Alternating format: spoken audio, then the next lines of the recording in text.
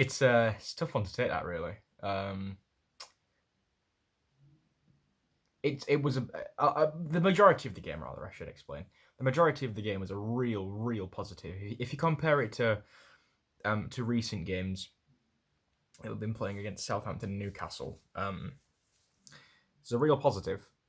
We looked really well organised, and I think today that was more down to Dyche's choice of formation and players. I'll get onto it, but I think Jack Cork was quite instrumental in terms of our organisation today. He does something for the team that no one else really can do, and I do like Jack Cork. I think he's really important in terms of that. So as I say, I think organisation-wise today we were a lot better. Defensively, we looked a lot stronger. And granted, yes, we conceded 3 very easy goals, realistically. But the 3 goals that we did concede, they were just glimpses of that disorganized defense that we've been seeing recently. And I could be wrong, but I think all 3 of the goals, maybe by the last one, the first 2 goals definitely came from their players just being out wide and our players being narrow. Like, and I understand that's what we do. That's Burnley. We're a narrow team. We go for the low block and a la-di-da-di do, but teams are figuring that out, and teams have been figuring that out very recently and very quickly. And if that's all it really takes to get past our, so-called solid defense, our gritty nature, if that's all it really takes, we're gonna have to start thinking about other ways to play football, I think. Listen, I love a low block as much as the next guy, but I think at this point it's becoming outdated. It's outgrowing Burnley Football Club, or rather, Burnley Football Club is outgrowing our defensive patterns, which have worked so beautifully well for us in recent years. But this year in particular, I just think people, rather, sorry, I think opposition teams are finding out exactly how to get past us in situations like that. And it is a little bit too easy. They just go out wide, pass it maybe into the centre, push it back out wide to the player who's now free, and they score. It's annoying that it's that easy. But other than the 3 goals that we conceded, as perhaps as silly as it sounds, I think we looked a lot better. We looked a lot more organised. Defensively, we looked a lot more sound. It was just those 3 goals where we just had those glimmers of what on earth is happening here. And I don't know, the second goal came from a deflection, and then the third goal came from us trying to push them. And the third goal probably wouldn't have happened if the deflection didn't happen. I think the only real saving grace today was the fact that Fulham didn't come away with a win. If Fulham come away with a win, they're 4 points behind us. I mean, they're still 6 points behind us. They can go ahead They could go ahead of us in 2 games, and that's a real worry, especially since Fulham are next for us. If Fulham beat us, I feel, you know what? I'm just gonna say it. Okay, we are currently staring relegation in the face. This is the first time we've truly had a scare like this since we rejoined the Premier League a few seasons back now. Now, I'm not sure if Burnley has the bottle to stay out of a relegation scrap. And judging on Fulham's performance today, I think you could argue that Fulham do have the bottle to pull it out of the bag and push to get out of the relegation battle. Sorry, my throat's a bit croaky today. Fulham have 5 games left, so they can get a maximum of 15 points. They only need 6 right now to get ahead of us. That would mean that we'd have to lose our next 2 and just not gain a point. I must apologise. I really must. But if we can get, I'd say if we can get maybe a win and a draw or 2 wins from our last 6 games, I can't see us being relegated. But as of right now, we as Burnley fans need to just band together and realise there's an ice cream van outside. I apologise if you can hear it. And we as Burnley fans need to band together now and just accept there is a real chance we could go down this year. Um, and as much as of an optimistic person as I am, and as much as I really try to be optimistic, you've also got to be realistic. We are dropping form at the wrong time here. We're the only team around us that are dropping form right now. Every other team is looking like they can pull points from any game. And I'm really worried. I really am worried. I think the thing I'm most worried about, and I'm going over time soon, so I will start talking about the individual performances.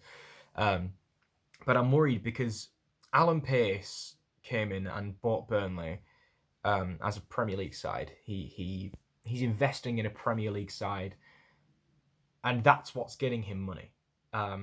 Burnley right now, we're not a conventionally attractive team.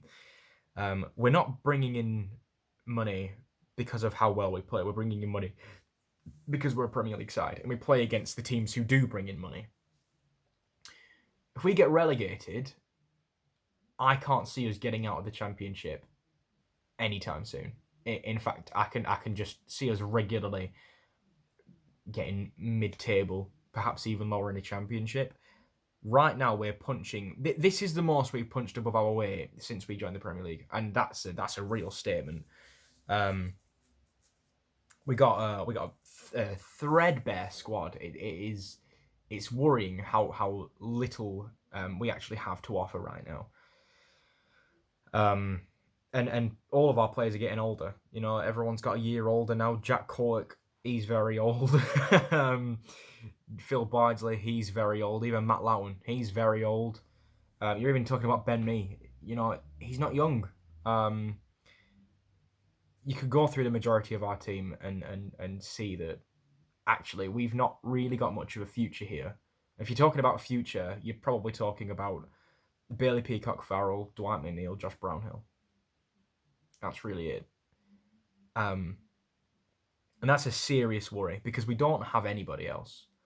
But anyway, I may make a different video to this one, just talking about my expectations for the rest of this season, or rather my expectations and hopes for the rest of this season, and almost just discussing where we may be going. But as I say, I try to be optimistic, but right now it's tough to be optimistic because things just aren't going our way right now. So nonetheless, Bailey Peacock-Farrell, granted, he conceded 3 goals. But I think on the whole, he had a very good game today. He was on it most of the time. He made, I'd probably say, made 2 or 3 pretty important saves that would have taken us to 6-1, if we're going to be honest with ourselves. The goals that did go in were probably the maybe not the easiest, but were the least likely to have gone in, besides maybe the Cavani goal. So all in all, I think he had an all right game. I think in terms of his composure on the ball, he looks a lot better than Nick Pope, but I don't think that's you cannot substitute true goalkeeping class for just a bit of composure. And that's what Nick Pope is. He's true goalkeeping class, and he's just got a level of understanding, a level of sort of an aura of confidence. That's just what Nick Pope is. And that just reverberates around the whole team, I find. Whereas when Bailey Peacock-Farrell's in there, I see a small, uninspiring goalkeeper. And this is not a dig on Bailey Peacock-Farrell. You know, when Nick Pope came in, obviously, you saw this big lanky, This big lanky 6'7" fella. You're like, what on earth? Like, he is nowhere near the level of Tom Eaton. And lo and behold, he reached the heights and reached even higher than that. And Bailey Peacock Farrell, I imagine, will surpass any expectations that we might currently have of him. But it, I'm struggling right now to not want Nick Pope back, which I think makes sense. He's probably our best player. And a team without their best player sometimes just isn't even a team. In terms of fullbacks, Matt Loughton today, I thought he was just a little bit. I don't want to say it because I really like Loughton, but he was just a bit dull. I didn't really see much of him today. I thought defensively, he made quite a few mistakes that led to potential chances and potential key passes and the like. And even attacking wise, generally whenever he got the ball, he just kicked it up and hoped it landed to somebody, which, to me, that's not Matt Loughton. That's not Matt Loughton in the slightest. I wanted to see more from Matt Loughton because we all know that he's a very good player. Just from the QPI, just from the Crystal Palace game alone, we know he's got class and we know he can do things that you wouldn't expect Matt Loughton to do. And you kind of just have to hope that he'll start hitting form once more. Left back Charlie Taylor, I thought he was perfectly fine today. You could probably say that he had a problem in terms of keeping up with their wing and their attacks coming from the wing. But again, I don't think that's a particular individual player problem. I think that's more of a systemic problem. I think it's just because Sean Dyche wants to play narrow. He doesn't have the chance to get out and defend against those players. He looked very composed on the ball today. And when given the chance, he defended pretty well. And I don't think he was a particular level of class above, but he was fine today. But you don't beat sides like Manchester United playing fine, playing a good game. You have to have a great game. Centre backs, Ben Mee. I thought Ben Mee, he didn't really do anything, which I suppose as a defender is probably a good thing. You want your defenders to not be in the spotlight, unless they're having a particularly good game. Whereas Ben Mee, I just think he was quite solid today. Granted, you're never going to get a good performance from any defender or goalkeeper that concedes 3 goals. But I do think the entirety of our team actually played very well today. And it's just a shame that we conceded 3 goals in doing so, all in all. But yeah, as I say, I think Ben Mee was perfectly fine today. And just did his job well. It was just a captain. James Tarkowski, however, that is probably his best performance I've seen for maybe 5 or 6 games. And that's why I'm going to give him man of the match. My personal man of the match. He scored the goal. Good, but that's not the reason I'm giving him the man of the match. I just thought today he looked so composed when he had the ball at his feet. He was such a force, just a big ball of strength, and that's exactly what you want from a defender when you're coming up against attacks like Manchester United. You want a player who's not going to be scared to really get in there and win the balls back, and he absolutely did that today. And that's why he's my man of the match. Obviously, the goal was very good as well, and I'm sure he'll be very pleased to know that he essentially just destroyed Harry Maguire and got the goal in terms of England, because just something like that you might think, maybe this guy is the man for the job. Probably not. Gareth Southgate is blind. Though I believe, I could be wrong, but I believe he misses his next game because of a yellow card that I am appalled was given on Donny van der Beek. I was, I want to see diving eradicated from the game. James Tarkowski doesn't get a yellow card there if Donny van der Beek doesn't fall to the ground and shrieks and grabs hold of his leg and shrieks and rolls about. He doesn't get a yellow card for that. I don't even think he touched him. He might have, but from what I saw, he didn't touch him. Even if he did touch him, it was minimal, not a yellow card, and it's appalling that's just in our game. I want it eradicated. I want it eradicated now, and that's why I welcome the European Super League. Well, give the Premier League a bit of competitivity. Give Burnley a chance to win the league again. Nonetheless, we go to the midfield, a 5-man midfield, which, by the way, a lot of my friends, when I was talking to them before the game, there was a lot of question as to why on earth we're playing 5 men in the midfield. I actually think today playing 5 men in the midfield was the absolute right option, and I personally would have done the same thing if I were in Dyche's position. Manchester United, probably, in my opinion, probably have the best midfield, the best man-for-man midfield, and it's well weighted as well. They've got Scott McTominay, they've got Paul Pogba, and maybe a little bit more goodness me, a little bit further up, they've got Bruno Fernandes. It's a very good midfield, a very strong, formidable midfield, and I think Dyche was right to bring 5 men out today, and I think all 5 men today did a lot more than they probably had any right to ever do. Dwight McNeil got on the ball a lot. He looked very, very comfortable on the ball, and I don't think he ever lost it at all. He just looked composed constantly. He wanted the ball. He wanted to give a bit of something, and that's such a positive for me. I love seeing Dwight McNeil really, really push himself and really try to take the game on himself, when perhaps other players were being a bit slow and weren't taking the game on, which is something that we see it, but we don't see it as regularly as we want to see it. Sometimes he can laze out of the game a little bit, which, granted, he plays every single game. He's 21 years of age and he plays every single game, bar none. Then it might be unfair on him, and that is something I will accept, but it's just sometimes he drops in and out of games.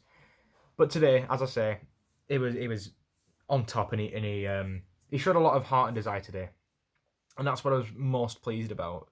The central midfield areas, Ashley Westwood today, I thought he was quite similar to Charlie Taylor. Granted, Ashley Westwood got an assist, but in terms of Charlie Taylor, he was just right. He was good, but that was all he was, and that's what Ashley Westwood today was, I believe, and I think he's reached that level of sort of consistency again, and I don't think he put much of a foot wrong, but he didn't put many feet in. I don't know what I'm trying to say here, but he didn't put his foot forward and really make his mark on the game, other than the assist, which I thought was actually a pretty good assist. Maybe Dean Henderson could have come out. But great crossing, great goal. So yeah, as I say, I think he was fine, but I don't think he was great. Jack Cork, as I said just before I started talking about all the individual players, I feel he is instrumental to our, he was instrumental to our organisation today, and just our overall look. I really like Jack Cork. You might not see him do the fancy things all too regularly, but even when he wasn't doing the fancy things, he was just a workhorse. He was out on the wing a lot of the time, and I was like, what on earth is Jack Cork there? But he proved the reason as to why he was there. He keeps hold of the ball particularly well, which is probably just his experience. I saw a little thing on Sky Sports. He's had 508 career appearances. Money can't buy that, money can't buy 508 career appearances. That's just experience that he has, and that's massive, and that's so important to us. And in my opinion, that's so important to our midfield. Jack Cork just brings something that Brownhill and Westwood can't bring together, or rather, I don't think are able to bring right now. He just brings a level of calmness to the midfield, and it was nice to see him back as well. It was very nice to see him back doing his thing. And it seemed he was enjoying himself as well, which, it might be cliche. That's what I like to see. I like to see players really enjoying what they're doing, because that shows that there's a level there. There's a level of, all right, we can take this on. And we did take it on. There's no question about that today. We definitely took it on. We took the game on really well. I just think we lacked that thing that Manchester United have. Money? No. No, they just lacked that, perhaps that edge that Manchester United have. Josh Brownhill, you can argue he was midfield. I personally would argue that he was midfield because he just is a midfielder. But he was more playing off of Chris Wood today. It was difficult. He had some beautiful spouts of creativity, and he had that sort of that wow factor that created a few chances. Like the one that comes to mind most instantly was, we had the ball on the far left-hand side in the second half, and he just flicked it through a couple of Man United shirts, and Dwight McNeil was right through on, and he didn't do anything with it, which I was really disappointed with. I thought Dwight McNeil could have done so much better in that situation. But Brownhill looked really good at some points, and on the alternative aspect, he looked really poor in certain parts of the game, and that to me is really worrying. That he was really quite inconsistent today. When you're passing the ball to someone, you want to know whether or not they're going to lose the ball or they're going to take it up and do something with it. One moment in particular that I really felt an anger about was he picked up the ball from Matt Loughton, and we were pushing up, and he had, I'd probably say, about 2 or 3 more seconds of forward running. There was wingers on each side. And Chris Wood was pushing up through the centre, and he just kicked it to Man United, and it was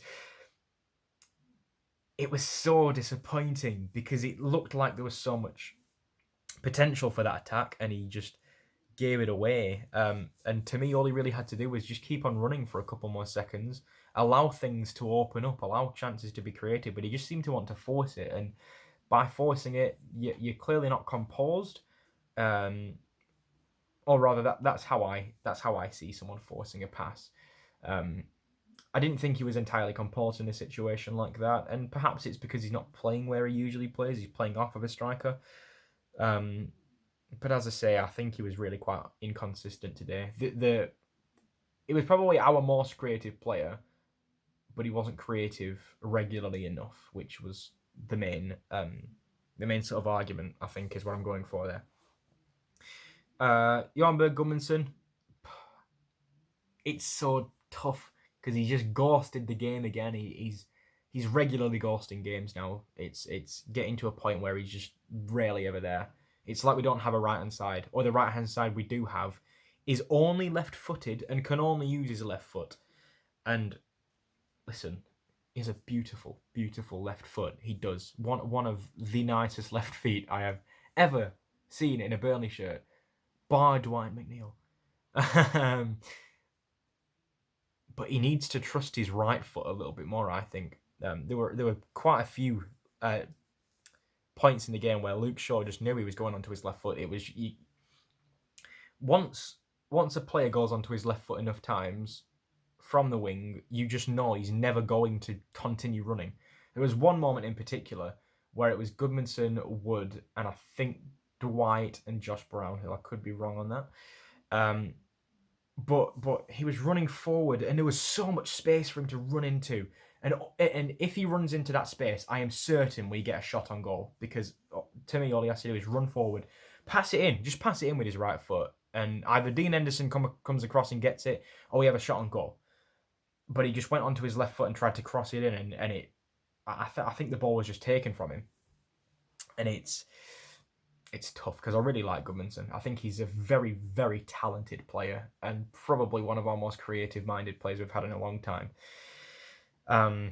But today he just looked a little bit of a one-trick pony in terms of his left foot, and he's wanting to put the ball in the air with his left foot. And it was a bit disappointing, but I don't know. We'll see if he can pick himself up a little bit more, because since that Crystal Palace game, I feel like he's just not been the same. He looked exceptional in the Crystal Palace game, and then he just dropped off. And I think today's epitomised that. Considering the rest of the team really put in a graft today, I think Johan Berg Gudmundsson's sort of flimsy performance, and I don't want to say flimsy because it doesn't feel fair, but that's just the best way I can describe it. It just didn't match what the rest of the team was putting out. And in terms of up top, Chris Wood, I think he had an excellent game, and he's looking so much more lively, so much more active at the top, and it's great to see because for a couple of years now, he's just, well, I've always said since he joined Burnley, he's just been just so static, so I don't know, just robotic. Whereas now he's looking a bit more loosey goosey, a bit more limber, and he's getting into places quicker. He's making runs. He's finding passes that perhaps Chris Wood last year wouldn't, and he's also getting the opportunity and confidence to strike and score. Today, he obviously had his minorly offside goal, which I do want to talk about for one moment. Minorly offside goal. He jumped up beautifully. Like, although it was offside, it was so confidence inspiring to see him just putting that away. Very, very nice to see. But I do want to just comment quickly on VAR. To me, looking at that, if you compare it to the Arsenal Fulham game where they were checking if Saka was offside, VAR spent, I'd probably say, 8 seconds on checking if Chris Wood was offside. To me, the naked eye, I was actually struggling to see what the line would be saying, and he spent about 8 seconds on it. Yes, he was offside, but my point is that how is that so quick? How was that so quick? Listen, I'm not trying to, make comments on Big Six bias, but I don't think it's particularly far from the truth. I think they would have given it offside the second they had the chance to, which is disappointing, but that's just where we're at right now. That's just where we're at, and football is upsetting. But as I say, Chris Wood was really, really good today and has been good recently. And I just want to see a little bit more of that because I feel like he is now the linchpin of our attack, and it's vital that we keep hold of him and we keep him up top. In terms of substitutions, I think we only had 2 today. We had J-Rod and Matej Vidra. J-Rod, I mean, I can't really comment on this. I think they had about 5 minutes each. There's really not much to comment about. The one thing I saw Jay Rodriguez do was jump up and not win a header. And I saw Matej Vidra make a run up top and the ball landed at Dean Henderson's feet. That's it. That's all I can really say. And that's not me putting them down. That's just a comment on the fact that Sean Dyche gave them minimal amounts of time. And which, by the way, screams out.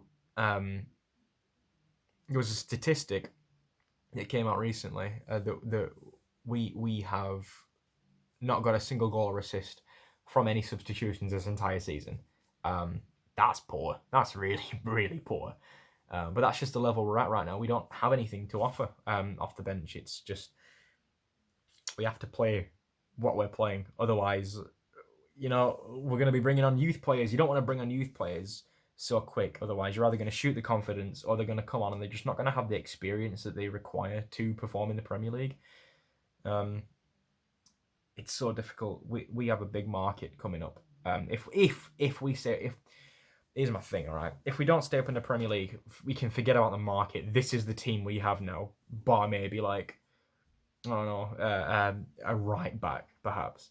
But right now, this is just the team we have if we go down to the Championship. If we stay in the Premier League, we've got a big, big market ahead of us. We've got a lot of stuff to be getting on with. And if we don't, we're down. Without question, we're down next season. Without question. Dyche can't keep making these miracles. He's not God. As much as I'd like to believe it, Sean Dyche is not God, nor is he demigod. So it's worrying as a Burnley fan right now. It's very worrying as a Burnley fan, considering all the teams around us are gathering points at quite the rapid rate. But nonetheless, that was my review. 30 minutes today. I apologise. I've probably gone off on a tangent on quite a few things today. Just because I'm feeling a little bit off it after that game. It's put me in a weird mood. But anyway, we've got an FA Cup game to watch now, Leicester and Southampton, so it doesn't really make a difference to anybody. No offence, of course, to any Leicester or Southampton fans. I'm sure you're both very excited. But yeah, all in all, good game, just marred by unfortunate goals that we should never have let happen. So if we can take that performance today that we had to Fulham, I don't know if we're at Craven Cottage or Turf Moor. Fingers crossed. Actually, I don't know. We've not been great at Turf Moor. Wherever we are, just fingers crossed we can take today's performance and add to it and take it against Fulham. Because we need to beat Fulham. If we don't beat Fulham, I'm gonna be terrified. I'm gonna be losing sleep. I'm gonna be sweating at night. If we lose to Fulham. So yeah, we'll see. Anyway, we're gonna finish the analysis here. So on to the next one. Come on, you Clarets, please just beat Fulham. Up the Clarets. See you. I forgot what I say at the end. Bye.